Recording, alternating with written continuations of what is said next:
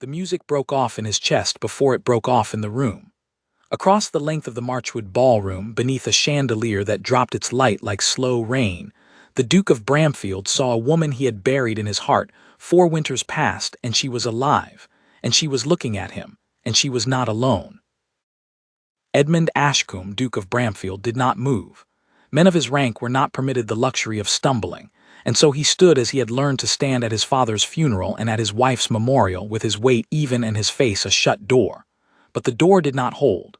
Behind it something old and half-healed tore clean open, because the woman near the far pillars in grey silk the colour of a dove's breast was Cecily.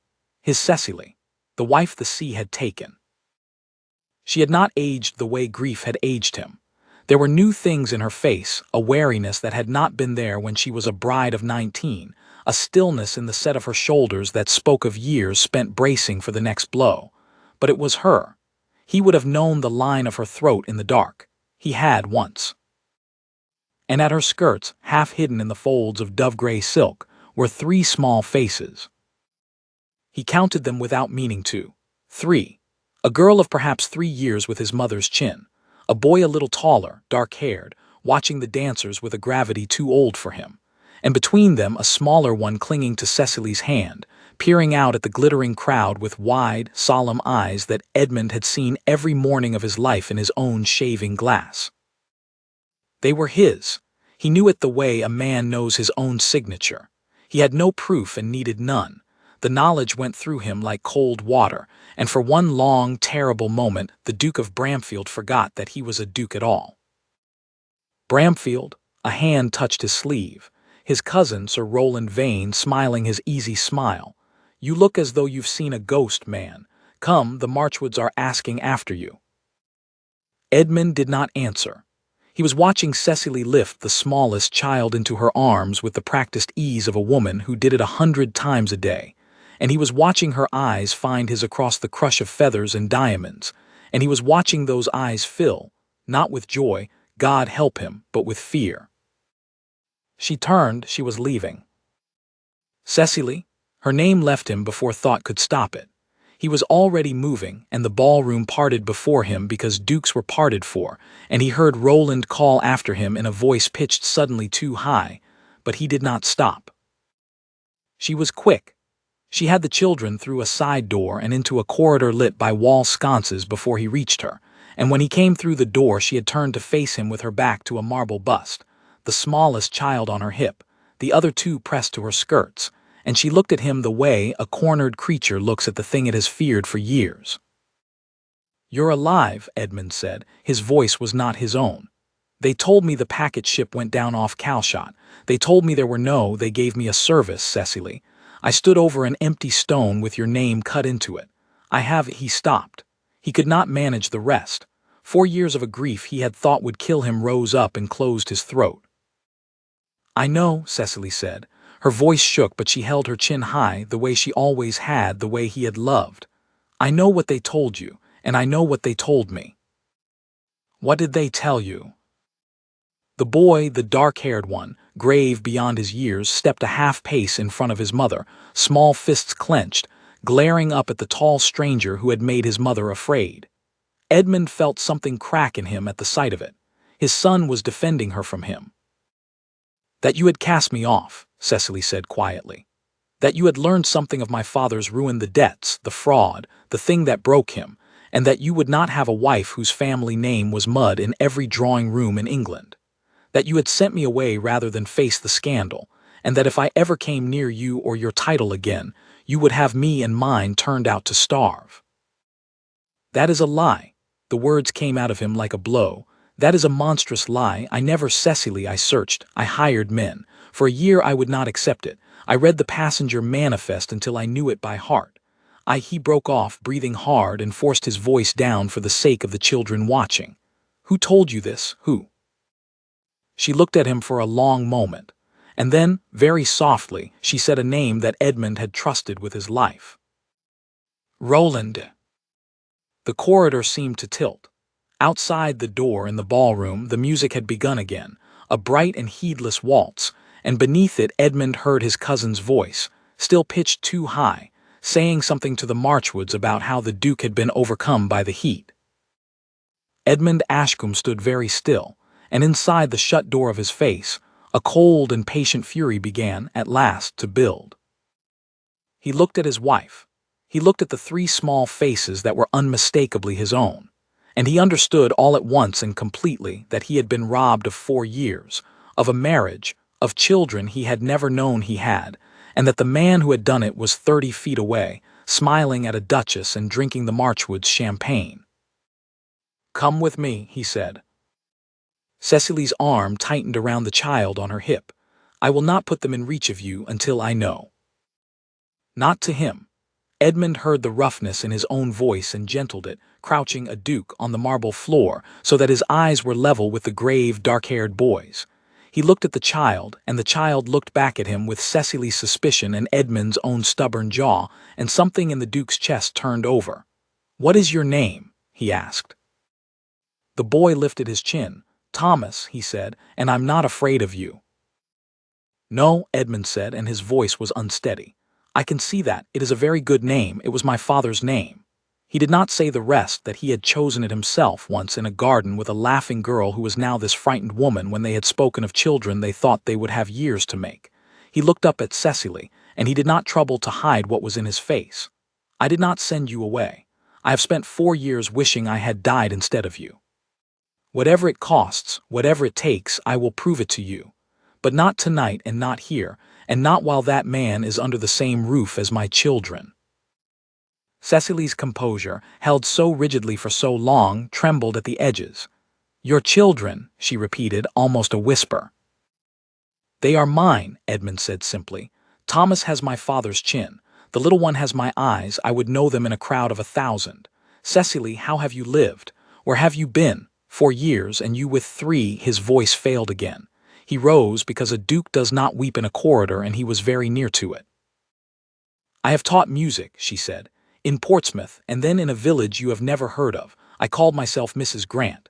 I sold my mother's pearls the first winter, and I have not been warm since, but they have never gone hungry, not once." Her chin came up again, fierce and proud, and so like the girl he had married that it hurt. "I did not come here tonight to find you. I came because Lady Marchwood took pity on a poor music mistress and let her sit in the gallery, and I did not know you would be here. I would never have brought them if I had known. I thought," Roland said. "Roland said a great many things," Edmund said, very low. "He will answer for every one of them." Behind them, the side door opened. Roland Vane came into the corridor with his glass still in his hand and his easy smile still fixed in place, though it had gone brittle at the edges. His gaze took in the woman, the children, the crouched and rising Duke, and something moved behind his eyes, a swift, calculating flicker that Edmund had seen 100 times and never once understood until this moment. "Bramfield," Roland said smoothly. "There you are, and who is this? Some music mistress and her brood. Really, cousin, you'll set the whole room talking, chasing a servant into the passage. Come back before." "Shut the door, Roland." The smile did not fall, but it thinned. "I beg your pardon." The door shut it. Edmund's voice was quiet, and it was that quietness, more than any shout, that made his cousin's hand tighten on the glass. Roland shut the door. In the sudden hush the sconces hissed, and the smallest child made a small, frightened sound and buried her face in Cecily's neck, and Edmund felt that sound go into him like a nail. "You told me she was dead," Edmund said. 4 years ago, you brought me the notice from the shipping office yourself. You sat with me. You poured the brandy. You told me there was no use in hoping." He took a step forward. "And you told her that I had cast her off, that I would starve her if she came near me, did you not?" "Edmund," Roland spread his free hand, all reason, all wounded affection. "You are overwrought. I don't know what this woman has told you, but you cannot possibly credit the word of a person in her circumstances over the word of your own blood. Think, man. Think who I am to you." "I know exactly who you are to me," Edmund said. "You are my heir. So long as I have no son, everything I hold passes to you when I die." He let the silence stretch. He watched the truth of it climb up his cousin's throat and settle at last in his eyes. "And I had no son. Everyone knew I had no son. My wife had given me no child before she was lost, and I would take no other wife because I could not, because I grieved. You let me grieve, Roland. You watched me refuse to remarry, year after year, and you let me, because every year I did not marry was another year the dukedom stayed yours to inherit. This is madness, Roland said, but his voice had gone thin. There is a boy in this corridor named Thomas, Edmund said, who has my father's chin and is not afraid of me. You knew she was carrying my child when the ship was said to have sunk. You knew there might be an heir. And so you did not merely tell me she was dead, you made certain she stayed hidden. You told her I hated her. You told her I would take her children if she surfaced. You kept a mother running from village to village for 4 years, teaching music for pennies, selling her pearls to keep my son fed so that you might one day be Duke of Bramfield. Edmund's hands had curled into fists. He opened them slowly, deliberately, with an effort that cost him more than anyone in that corridor would ever know. Tell me I am wrong. Roland's mouth opened. No sound came out. It was Cecily who broke the silence. She had gone very white. There were letters, she said. In the first months, I wrote to Edmund to you 3 times begging before I understood I would get no answer. Roland intercepted them. He wrote back to me himself in a clerk's hand on the ducal seal. He signed your name, Edmund. I have kept them. I did not know why I kept them. I have them still, sewn into the lining of a trunk in a boarding house in Alton, because a part of me never quite believed a man could be so cruel to a wife he had once. She stopped. Her voice had cracked straight through. I kept the proof of my own abandonment because I could not let go of the last thing that carried your name. Edmund closed his eyes for 1 second. When he opened them, they had gone dark and flat and terrible, and Roland Vane took an involuntary step backward and struck the shut door. You will do 3 things, the Duke of Bramfield said, and every word was cut from stone. You will write out tonight in your own hand and before witnesses a full confession of what you did. You will resign every position, every allowance, every claim upon this family. And then you will take the sum I choose to give you, which will be enough to live, and not 1 shilling more, and you will remove yourself to the continent, and I will never again hear your name spoken in England. If you refuse any part of this, I will lay the whole of it before the magistrates. The forgery of a ducal seal, the fraud, the theft of letters, the deliberate concealment of a duchess and her children. You will hang Roland or you will vanish. Choose. For a moment Roland's face worked, the old charm and the new terror struggling for possession of it. Then the charm collapsed, and what was left underneath was small and mean and frightened, and Edmund looked at it and felt, not triumph, but a vast and weary grief for the years he had let this man sit at his table. You would truly ruin me, Roland whispered. Your own cousin over a woman. Over my wife, Edmund said. Over my children. You do not understand what you took from me, and I have neither the years nor the wish to teach you. Go and write. Peters, he raised his voice, and his own manservant, who had followed the commotion at a discreet distance, stepped through the far door. Peters, Sir Roland is going to write me a letter. See that he does not leave the small library until it is finished, and send for Mr. Hale to witness it. And Peters, he is not to be offered any wine. Very good, your grace. They took Roland away. He went without another word, which was, Edmund thought, the only wise thing his cousin had done in 4 years. And then the corridor was quiet, and Edmund Ashcombe turned to face the woman, and the children he had lost and found in the space of a single waltz, and he discovered that now the fury was spent. He had no idea in the world what to say. Cecily was watching him. The fear had not left her, but it had changed. It was no longer fear of him, he thought, but the deeper, older fear of a woman who had learned not to hope and did not know how to begin again.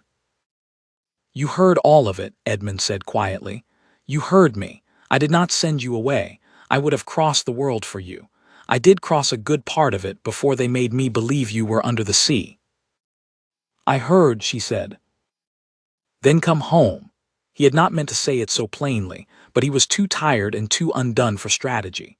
Not tonight if you cannot bear it, not until you believe me, but come home, Cecily. You and Thomas, and he looked at the little girl with his mother's chin and the smaller one with his own eyes, and his voice went rough again, and them. Whatever they are called, tell me what they are called.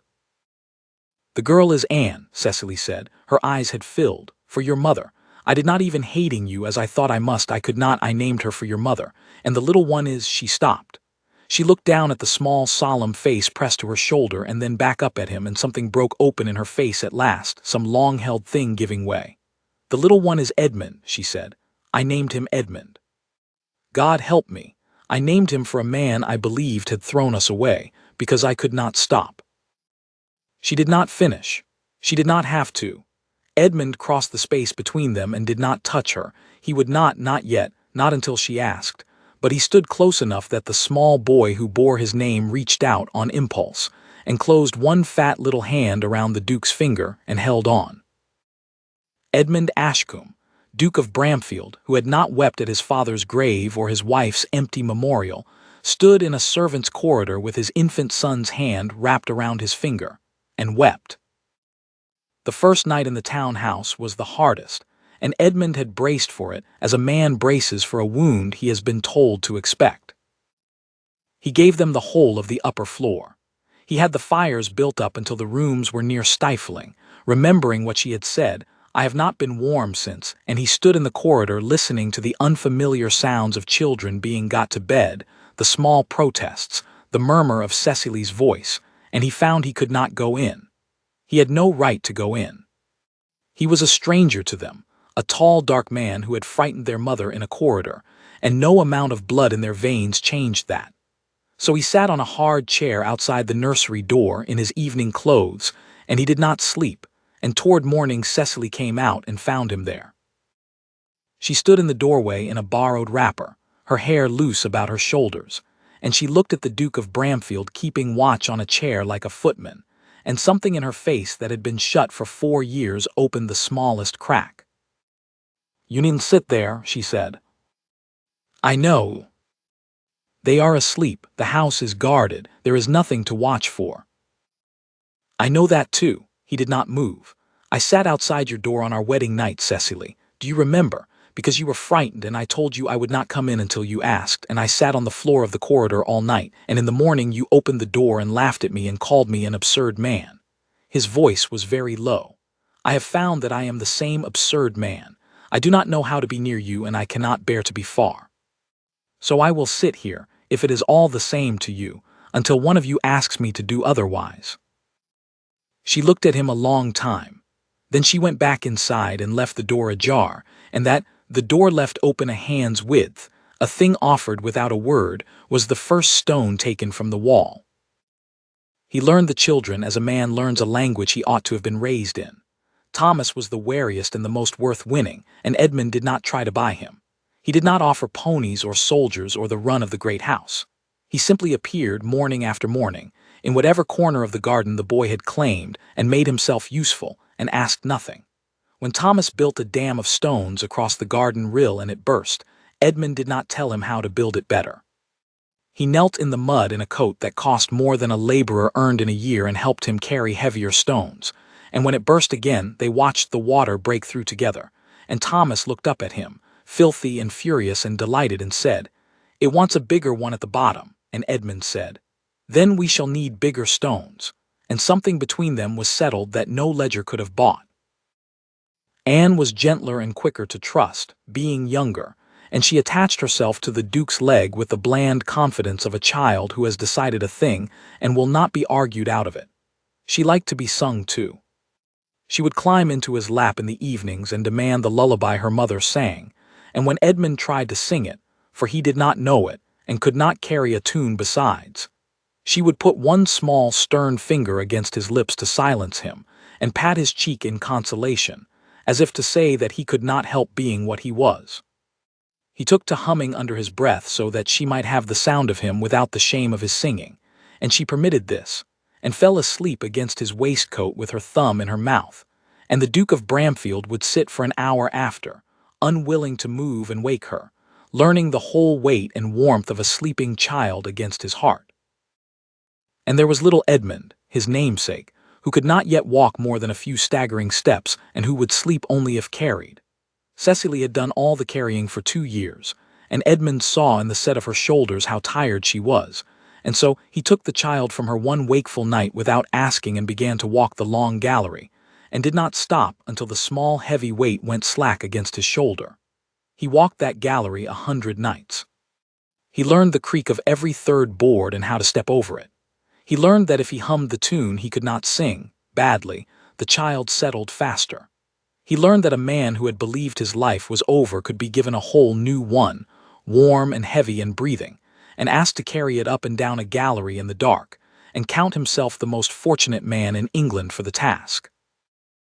Cecily watched all of this. He was aware of her watching from a doorway, over the edge of a book, across the breakfast table, measuring him against 4 years of a lie, weighing the man in front of her against the monster she had been taught to believe in. He did not hurry her. He left the estate ledgers open on the library desk where she might read them, so she should know there was no fortune hidden from her, no allowance withheld, no secret that could be made a weapon. He deeded, quietly and at once, a sum into her sole name, hers absolutely, that no husband could touch, so that if you should ever again wish to leave, he told her, you may leave as a woman of means and not a fugitive with pearls to sell. She had gone very still at that and turned away, and he had thought he had wounded her, until he understood that she had turned away so that he should not see her weep. The confession came the morning after the ball, in Roland's own cramped hand, witnessed and sealed. Edmund read it once and did not read it again. It confirmed everything and it healed nothing. He sent his cousin to Dover with a bank draft and a warning, and he stood at the window and watched the carriage go, and he felt only the strange hollowness of a wound cleaned but not yet closed. The healing, he came to understand over the slow, bright weeks that followed, would not come from Roland's ruin. It would come, if it came at all, from 3 small people who did not yet trust him and 1 woman who had every reason not to. It was on an evening in early autumn that the last wall came down. The children were abed. Cecily had come to find him in the library, where he sat with the confession in his hand. He had taken it out again, though he had sworn not to, and she stood in the doorway a long moment before she spoke. "You keep reading it," she said. "I keep needing to be angry at someone who is not myself," Edmund answered honestly. He set it down. "I let them make me stop hoping, Cecily. A year and I stopped. If I had searched another year too, I might have found you before Anne was born, before Edmund. I might have been there. That is the thing I cannot forgive, and it is not Roland's, it is mine." She came into the room. She sat, not across from him but beside him, closer than she had allowed herself to sit in all the weeks since the ball, and she was quiet for a while. "When Edmund was born," she said at last, "it was February and the fire had gone out, and I was alone in a room over a chandler's shop, and I remember thinking that if I died there no one in the world would know my true name. And I remember that I did not die, and that in the morning I looked at his face and I saw yours, and I hated you so much I could scarcely breathe. And I loved you still, underneath the hate, so much that the loving felt like a sickness I could not be cured of." She turned to look at him. "I do not want you to keep punishing yourself, Edmund, not because you don't deserve a share of it, but because I am tired. I have been carrying enough anger for 2 people for 4 years, and I find I would rather set it down. I would rather," her voice wavered, "I would rather be warm." He did not move too quickly. He had learned that. He turned to her and he lifted his hand, and he let it rest against her cheek so lightly that she could have drawn away from it, and she did not draw away. "Then be warm," he said. "You need never be cold again, not for a single winter. I swear it on our children's heads." "I know," she whispered. "That is the strangest part. I believe you. After everything, I believe you." He kissed her then, at last, and it was not the kiss of 19 and 20 in a summer garden with all the years ahead of them. It was the graver, deeper kiss of 2 people who had lost those years and would not waste another hour, and when it ended she was weeping and so was he, and neither of them was ashamed of it. They were married again, quietly in the little chapel at Bramfield, with no one present but the household and 3 small witnesses in their best clothes, not because the first marriage had ever ended, but because Cecily said she wished to stand up before God as a woman who had chosen this man freely, knowing all of it, rather than as a hopeful girl who had known nothing. Edmund thought it the wisest thing anyone had ever asked of him. Thomas stood very straight and held the ring and did not drop it. Anne fell asleep against the Duke's leg halfway through and had to be carried out. Little Edmund said one clear, ringing word into the middle of the vows, "Papa." The first time he had said it, and the Duke of Bramfield lost his composure entirely and had to be prompted twice before he could finish. Society, in the way of society, decided within the month that it had always known the tragic Duchess of Bramfield had survived her shipwreck and been kept from her husband by a wicked cousin, and that it was the most romantic thing in years, and that it had personally always disliked Sir Rowland Vane. Cecily bore the whispers and the sudden effusive kindness with a cool, unhurried grace that Edmund watched from across 100 drawing rooms with something very near to awe. She had survived worse than gossip. Gossip could not touch her now. Years later, many years, with Thomas grown tall and gone up to Oxford, and Anne turning the heads of half the county, and a fourth child, a laughing red-haired girl who had never known a cold room in her life, tumbling about the lawns. The Duke of Bramfield would sometimes stand at the long window of the library and watch his wife walk the gardens in the last of the light, and he would think of the packet ship and the empty stone and the 4 stolen years, and he would feel the old grief stir. Faint and far off now, like weather over a distant sea. And then Cecily would look up and find him at the window, as she always somehow did, and lift her hand to him, and the grief would go quiet again, folded away where it belonged, behind the far greater thing that had been given back to him. He had buried her in his heart once and been wrong. He had learned in the years since that the surest way to keep a treasure is to hold it in the open, in the light, where all the world may see how it is loved. He lifted his hand to her and went out into the garden to be warm.